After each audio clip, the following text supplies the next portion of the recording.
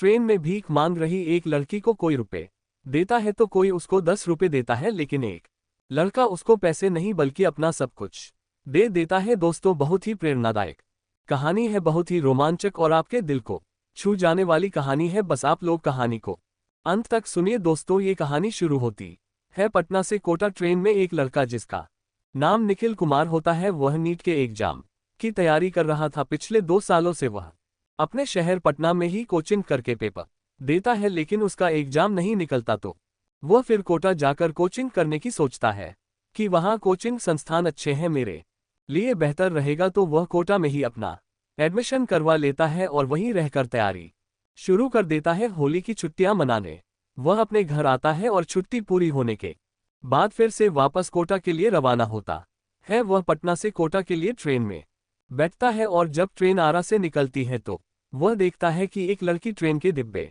में भीख मांग रही है। उस लड़की को ऐसे भीख मांगता देख उसे बहुत दया आती है, क्योंकि लड़की देखने में बहुत मासूम और बेहद खूबसूरत थी। उस लड़की ने साधारण सा सूट सलवार पहन रखा था, लेकिन बदन को अच्छे से ढाक रखा था और भीख मांग रही थी। कोई उसे रुपए देता है तो कोई उसे 10 रुपए दे देता, तो कोई बोल देता कि आगे हो जाए, हमारे पास नहीं है। सभी का अपना अपना आप भाव होता है।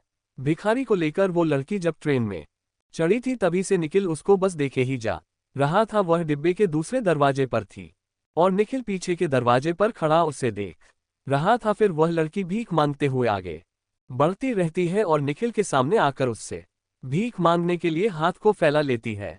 निखिल उसको तब से ही देख रहा था और फिर वह अपनी जेब में हाथ डालता है तो उसके हाथ में रुपए का सिक्का आता है और वह उस लड़की के हाथ पर रख देता है और लगातार बस उसकी आंखों में ही देखे जा रहा था। लड़की को भी अब थोड़ा थोड़ा शक होने लगता है, क्योंकि वह काफी देर से बस उसे ही देखे जा रहा था।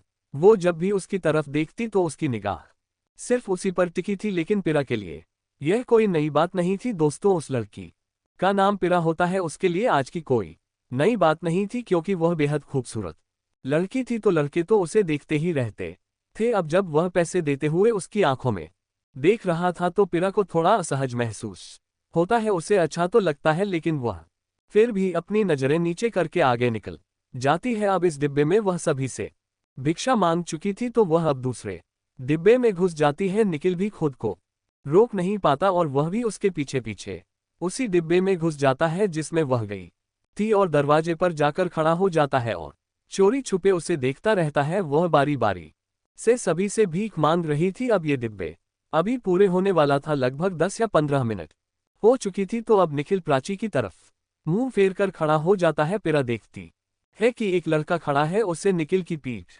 दिखाई दे रही थी। वह नहीं जानती थी कि यह वही लड़का है। उसे तो बस पैसा मांगना था तो वह अपना हाथ आगे बढ़ा देती है। अब निखिल भी उसकी तरफ पलट है तो पिरा को कुछ समझ नहीं आता कि अब वह क्या करे, क्योंकि वह तो उससे पहले ही भिक्षा मांग चुकी थी। तो हाथ जो उसने भिक्षा के लिए फैलाए हुए थे वह कुछ समय के लिए ऐसे ही फैलाए रखती है। अब निखिल भी अपनी जेब में हाथ डालता है तो उसकी जेब में एक नोटों की गड्डी निकलती और वह नोटों की बंद गड्डी जिसमें 000 थे सभी उसके हाथ पर रख देता है। अब पिरा इतने ज्यादा पैसों को देखती है तो वह हैरान रह जाती है। वह कुछ समझ ही नहीं पाती कि अब इस लड़के के साथ क्या व्यवहार करे और क्या ना करे, क्योंकि हाथ में इतना ज्यादा पैसा होता है कि वह कई दिनों तक भी भीख मांगकर इतना पैसा जमा नहीं कर सकती थी। और यहाँ एक ही पल में वो लड़का उसे 000 दे देता है। अब निखिल पिरा की आंखों में ही देख रहा था और पिरा भी उसकी आंखों में देखने लगती है। इन दोनों को कुछ समझ नहीं आ रहा था, एक दूसरे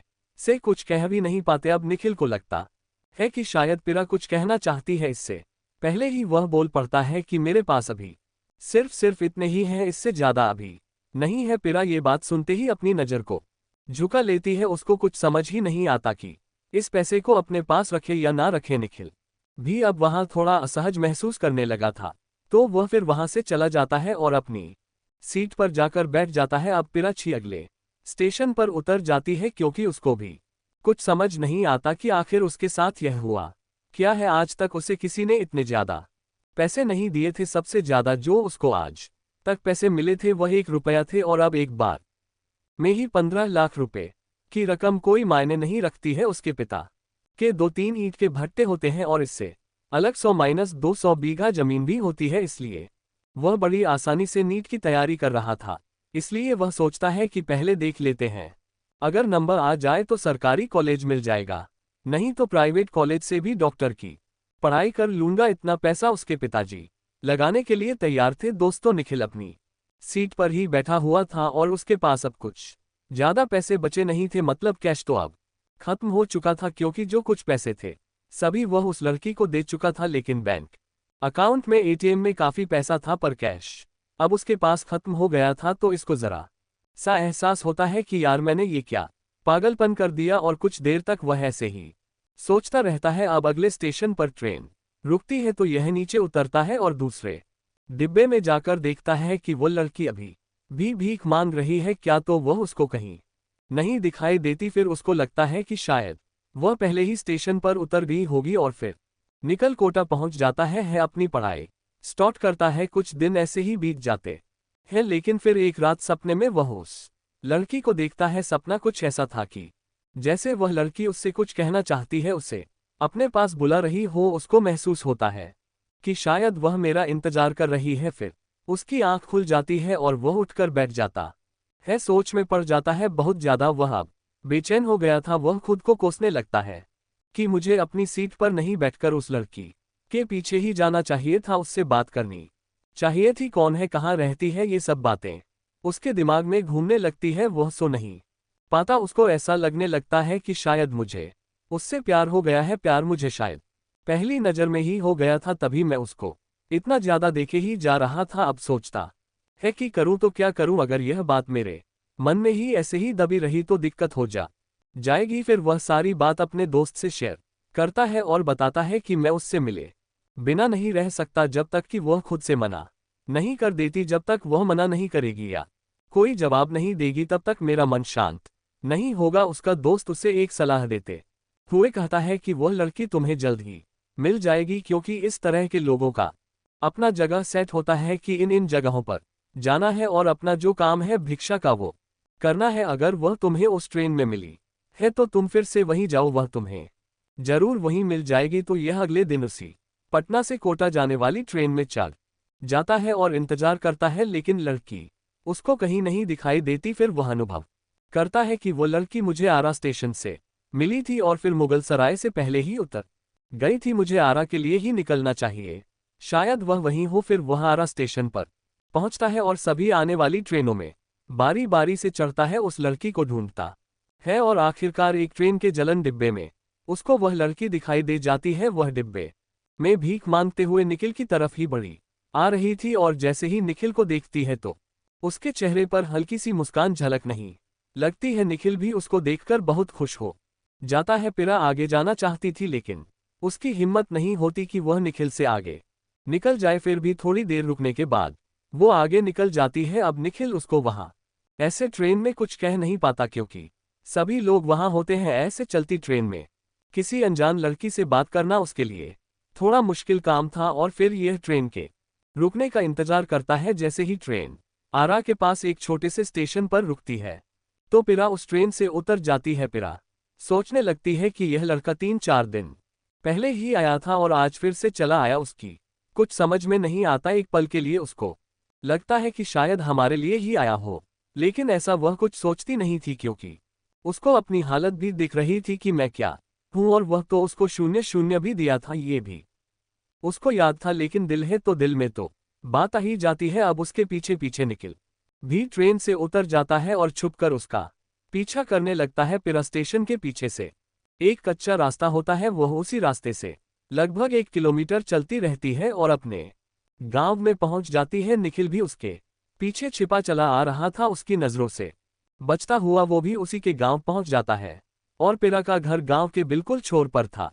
एक कच्चा कपड़े का मकान और आगे सहन में एक छप्पर डला हुआ था और मकान से लगभग 50 मीटर दूर उनका एक घेर था, जहां वह अपने गाय वगैरह को बांध कर रखते। उनके लिए भूसा भी वहां एक कमरे में रखा था। दोस्तों, अब निखिल थोड़ा अंधेरा होने का इंतजार करने लगता है कि हल्का अंधेरा होएगा तो घर के नजदीक चला जाऊंगा। अंधेरा होने पर वह उनके घर के पीछे चला जाता है और छिपकर उनके घर के हालात देखता है तो हैरान रह जाता है, क्योंकि प्राची के पिताजी का एक पैर कटा हुआ था और उसको देखकर लग रहा था कि यह अभी अभी कटा है, कुछ ज्यादा दिन नहीं हुए हैं। ताजी पट्टी उस पर बंधी हुई थी। घर में पिरा के अलावा उसकी 3 बहनें, एक छोटा भाई और माँ है। माँ खाना बना रही थी और फिर पिरा पैसों को अलमारी में रखते हुए कहते है कि आज फिर से लफड़ा हो गया। तो माँ पूछती है, बिटिया क्या हो गया? तो पिरा बताती है कि माँ, वो जो 1 रुपया लड़का दिया था आज फिर से टकरा गया मुझसे। तो माँ उसे देखकर उतर गई। माँ कहती है, अरे तुम क्यों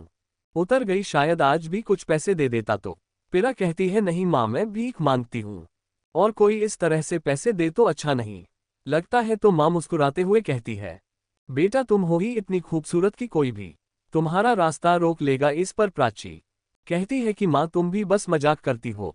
फिर प्राची घर का थोड़ा बहुत काम करती है और एक बाल्टी में जो बचा कुछ खाना होता है उसको लेकर घेर में जाने लगती है जहां गाय बंधी हुई थी। निखिल भी मौका पाकर उसके पीछे घेर में पहुंच जाता है। अब पिरा गाय को बचा हुआ खाना डाल देती है और गाय को प्यार से सहलाने लगती है। तभी उसको महसूस होता है कि शायद यहाँ कोई है। फिर वो इधर उधर देखने लगती है। उसके पास एक टॉर्च होती है। उसको जब वो ऑन करके ढूंढना शुरू करती है तो वो निखिल को देखकर चिल्ला देती है। वो डर जाती है कि आखिर ये यहाँ इतनी रात में कैसे और क्यों आया है। उसको चिल्लाता देख निखिल उसके मुंह पर हाथ रख लेता है और धीमी आवाज में बोलता है कि चिल्लाती क्यों हो? मैं तो बस तुमसे मिलने आया था, तुम्हें देखने के लिए आया था। निखिल ने एक हाथ उसके मुंह पर रख रखा था और दूसरे हाथ से उसको पकड़ रखा था। अब ये दोनों एक दूसरे को देखते रहते हैं। अब पिरा खुद को छुड़ाने की कोशिश करती है तो निखिल उसको छोड़ते हुए कहता है कि अगर तुम्हें इतना ही डर लग रहा है तो ठीक है, मैं वापस जा रहा हूं। अब निखिल पिरा को छोड़ देता है। पिरा उससे थोड़ा दूर जाकर खड़ी हो जाती है और उसे देखने लगती है और कहती है कि क्या तुम सचमुच मुझसे मिलने के लिए आए हो? मुझे देखने के लिए आए हो? इस पर निखिल कहता है कि क्या तुम्हें लगता है कि यहाँ मेरे आने का कोई दूसरा काम भी है? मैंने जब से तुम्हें देखा है मैं बहुत बेचैन हो गया हूँ। ना तो पढ़ाई में मन लगता है, ना किसी काम में मैं रह नहीं पाया और बस तुम्हें ढूंढता हुआ चला आया। पिरा कुछ नहीं बोलती है, बस उसे सुन रही थी और देखे जा रही थी। तो निखिल कहता है कि शायद तुम्हें मेरा यहाँ आना अच्छा नहीं लगा। ठीक है, मैं अब वापस जा रहा हूँ और सुबह तुम्हारा स्टेशन पर इंतजार करूंगा तुम्हें देखने के लिए। तुम भले ही मुझे मत देखना, लेकिन तुम मुझे तो नहीं रोक सकते हो देखने से। अब निखिल वहां से जाने लगता है। उसको जाता देख पिरा धीमी आवाज में बोलती है कि सुनिए। निखिल पिची की आवाज सुनकर रुक जाता है तो पिरा कहती है कि अब रात में आप कहाँ भटकते फिरेंगे? आप चाहे तो यहाँ रुक सकते हैं, काफी रात हो चुकी है, स्टेशन पर भी खाना वगैरह नहीं मिलेगा। फिर वह एक चारपाई डालती है और निखिल से कहती है कि आप यहाँ आराम कर लो, जब सभी सो जाएंगे तो मैं आपके लिए खाना भी ले आऊंगी। पिरा की यह बात सुनकर निखिल का कोई खुशी का ठिकाना नहीं रहता। वह उसको लेकर बहुत दूर तक का सोचने लगता है। अब वह घर जाती है तो माँ रोटियां बना रही थी। माँ से वह कहती है, माँ अब आप खाना खा लीजिए, रोटी मैं बना दूंगी। क्योंकि वह नहीं चाहती थी कि माँ रोटी बनाए और कोई रोटी जल जाए। फिर वह सभी के सोने का इंतजार करने लगती है और एक थाली में 3-4 रोटी और अचार रखकर दबे पांव घेर में चली जाती है। निखिल चारपाई पर लेटा हुआ था। पिरा को आता देख वह उठ जाता है। पिरा उसको खाना देकर नीचे बैठ जाती है तो निखिल कहता है कि तुम पहले तो ऊपर बैठो। तो पिरा कहती है, नहीं मैं यहीं ठीक हूँ, आप खाना खा लीजिए, पता नहीं कब से भूखे हो। फिर निखिल हाथों को धोता है और रोटी का टुकड़ा तोड़कर पहले पिरा की तरफ बढ़ाता है तो पिरा कहती है, आप खा लीजिए, मैंने तो खा लिया है। तो निखिल कहता है, नहीं मैं अच्छे से जानता हूं तुमने अभी तक खाना नहीं खाया है, तुम्हें देखकर ही लग रहा है कि तुम भी भूखी हो। फिर निखिल और पिरा दोनों साथ बैठकर खाना खाते हैं। वह खुद भी खाता है और पिरा को भी खिलाता है। दोनों खाना खाने के बाद बातचीत करते हैं तो निखिल पूछता है कि कब से तुम ये काम कर रही हो? तो पिरा कहती है कि मेरे पापा पहले मजदूरी करते थे, लेकिन एक दुर्घटना में इनका पैर खराब हो गया और डॉक्टर को उसे काटना पड़ा। तो अब वह काम नहीं कर पाते और जो जमा हुआ कुछ पैसा था वह सब दवाइयों में खर्च हो गया। तो मुझे मजबूरी में अपने घर का खर्च चलाने के लिए भीख मांगना पड़ा और इससे बेहतर मुझे कोई और काम नजर नहीं आया। समय से अपने घर आ जाती हूँ। हाँ, लोग थोड़ा गलत निगाह से देखते हैं, लेकिन मुझे अपने परिवार को देखना है और पिताजी का पैर भी अभी सही नहीं हुआ है, उसमें घाव है। तो दवाइयाँ अभी भी चल रही है, ज्यादा खर्चा है। बोलने को तो लोग बहुत कुछ बोलते हैं, लेकिन मदद सिर्फ उसी की करते हैं जहां से पैसा वापस आने की उम्मीद भी हो। अब निखिल भी अपने बारे में सब कुछ बताता है कि मैं ऐसे ऐसे तैयारी कर रहा हूं। वह एक दूसरे से अपने बारे में जानकारी देते हैं। बात करते करते सुबह के 4 बजे बज जाते हैं तो अब पिरा कहती है कि सवेरा हो गया है, अब तुम स्टेशन चलो, मैं तुम्हें वहां तक ही छोड़कर आऊंगी। तो इस पर निखिल कहता है कि नहीं नहीं, मैं खुद चला जाऊंगा। लेकिन पिरा नहीं मानी और वह उसे स्टेशन पर छोड़ने के लिए आ जाती है, क्योंकि निखिल एक ही शर्त पर वहां से जाने के लिए राजी हुआ था कि वो कल रात फिर से आएगा और दिन में वह एक होटल में रुक जाता है। पिरा घर जाकर सो जाती है और भीख मांगने के लिए भी नहीं जाती। तो माँ कहती है कि बेटा गई क्यों नहीं हो, ऐसे काम कैसे चलेगा। तो पिरा कहती है कि आज मेरी तबीयत कुछ ठीक नहीं है, क्योंकि निखिल ने उसे सख्त मना किया था कि तुम्हें अब भीख मांगने की कोई जरूरत नहीं है। वो दोनों मन ही मन एक दूसरे से प्यार करने लगे थे। तो निखिल कहता है कि तुम्हारा परिवार भी मेरा ही परिवार है। अब फिर रात होती है और निखिल घेर में आ जाता है। प्राची ने आज खुद अपने हाथ से खाना बनाया था और सभी के सो जाने पर वह घेर में पहुंच जाती है। दोनों साथ बैठकर खाना खाते हैं और बातचीत करते हैं। दोनों के मन में कोई भी ऐसा गलत भाव पैदा नहीं हुआ। ना निखिल ऐसी कोई हरकत करता है ना पिरा, क्योंकि दोनों का प्रेम सच्चा था। बस ऐसे ही बातें करते रहते। अब सुबह होते ही निखिल वापस होटल लौट बच जाता और ये सिलसिला लगभग 5 दिन तक चलता रहता है। वह दिन में होटल पर खाना खा लेता और रात में तो पिरा उसे खाना खिला ही देती थी। अब 7वां दिन जब आता है तो पिरा की माँ को थोड़ा शक होने लगता है कि ना तो ये भीख मांगने जाती है और उसकी माँ उस पर नजर रखने लगती है कि आखिर उनकी लड़की क्या काम कर रही है। वो आज रात सोती नहीं है और जैसे ही पिरा खाना लेकर जाती है तो वह भी उसके पीछे चली जाती है और छिपकर दोनों को देखने लगती है। देखती है कि दोनों एक साथ बैठकर खाना खा रहे हैं। माँ फिर उनके पास पहुंच जाती है और बोलती है कि यह क्या हो रहा है। निखिल माँ को देखकर थोड़ा डर जाता है और पिरा भी घबरा जाती है। फिर भी पिरा थोड़ी हिम्मत करती है और बताती है कि माँ यह वही लड़का है जो हमें 15 लाख रुपए होती रहती थी। पिरा हमेशा उसकी तारीफ करती रहती थी कि लड़का बहुत अच्छा है। अब पिरा अपनी माँ से सारी बात बता देती है और फिर निखिल भी आगे बढ़ता है और कहता है कि माँ जी, मैं पिरा से शादी करना चाहता हूँ। और वह अपने बारे में सारी जानकारी देता है। तो पिरा की माँ कहती है कि यह सब तो ठीक है, पर बेटा क्या तुम्हारे माँ बाप इस शादी को स्वीकार करेंगे। वह कहता है कि माँ जी, आप इस सब की चिंता मत कीजिए, आप बस शादी करा दीजिए। ये कैसे करना है मुझे अच्छे से पता है। फिर अगले दिन पिरा की माँ उन दोनों को मंदिर में लेकर जाती है और उनकी शादी करा देती है। शादी के बाद निखिल पिरा को लेकर कोटा चला जाता है और उनके खर्चे के लिए अपने अकाउंट से पैसे निकाल कर दे देता है। पैसे उसके अकाउंट में काफी था। घर वाले हर हफ्ते पैसे डालते रहते थे। वो पिरा की माँ से हाथ जोड़कर विनती करता है कि मैं भी आपके बेटे जैसा ही हूं, तो आप किसी भी तरह से संकोच नहीं कीजिएगा। बेटा और दामाद में कोई फर्क नहीं होता है, एक बेटा होने का फर्ज मैं बखूबी निभाऊंगा। अब दोनों कोटा पहुंच जाते हैं। निखिल पढ़ाई भी कर रहा था, लेकिन पढ़ाई पर उसका कुछ खास ध्यान नहीं रहता। शादी हो चुकी थी तो बस दिन भर अपनी पत्नी के साथ ही घूमता रहता। पति पत्नी दोनों बढ़िया जिंदगी गुजार रहे थे। लगभग 1.5 महीना ऐसे ही बीत जाता है, लेकिन अब कोई निखिल के घर खबर दे देता है कि आपका लड़का शादी कर चुका है, या शादी नहीं भी की है तो फिर भी एक लड़की के साथ लिविंग में रह रहा है। पढ़ाई पर कोई ध्यान नहीं है, बस दिन रात उसी के साथ घूमता रहता है। निखिल के पापा ये बात सुनकर गुस्सा हो जाते हैं। वह इस बात से ज्यादा नाराज होते हैं कि ऐसे कैसे लिविंग में रह सकता है। वह डायरेक्ट अपने बेटे को कॉल करते हैं और पूछते हैं कि तुम किसी लड़की के साथ कैसे लिविंग में रह सकते हो, अगर रहना ही था तो उससे शादी करनी थी पहले। और पूछते हैं कि कौन है वह लड़की। निखिल झूठ बोल देता है और कहता है कि पापा, ये लड़की हमारे साथ ही पढ़ाई करती थी और हमने शादी कर लिया है, लिविंग में नहीं रह रहे हैं। क्योंकि पिरा बेहद खूबसूरत थी, लेकिन इसकी जो खूबसूरती थी वो थोड़ी दबी हुई थी उसके घर के हालात के कारण। अब जब ये एक खुशहाल माहौल में निखिल के साथ रहती है, फिर उसके चेहरे पर रौनक आती है, तो उसके सामने किसी हीरोइन की खूबसूरती भी फीकी लगने लगी थी।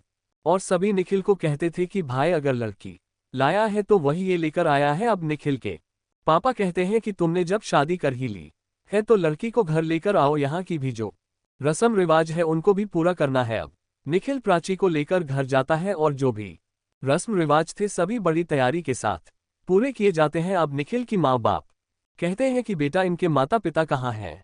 तो इस पर निखिल कहता है कि पापा, वह अभी नाराज है। धीरे धीरे मैं आपको उन लोगों से मिलवा दूंगा। वह ऐसा इसलिए बोल देता है कि अगर अभी इन लोगों को सच सच बता दिया तो यह लोग बहुत गुस्सा होए और दिक्कत पैदा करेंगे। और फिर अपनी पत्नी यानी प्राची को समझाता है कि तुम इन सभी लोगों की इतनी सेवा करो, इतना इन लोगों का भरोसा जीत लो, इनका दिल जीत लो कि यह सभी लोग तुमसे खुश हो जाए और अपनी जान से भी ज्यादा तुम्हें प्यार करने लगे। और होता भी कुछ ऐसा ही है। पिरा बहुत ही ज्यादा अपने सास ससुर की खूब सेवा करती है, सभी की बहुत सेवा करती है, हर एक बात का ध्यान रखती। और फिर एक दिन निखिल ये सब सच्चाई अपने माँ बाप को बता देता है तो उसके माँ बाप भी बहुत खुश होते हैं और उसे शाबाशी देते हुए कहते हैं कि बेटा तूने बहुत सही किया, बहुत अच्छा काम किया है। शायद अगर यह किसी बड़े परिवार की लड़की होती तो शायद ही हमें इतना इज्जत मान सम्मान दे पाती, हमारी इतना सेवा ना कर पाती। फिर निखिल के माँ बाप पिरा के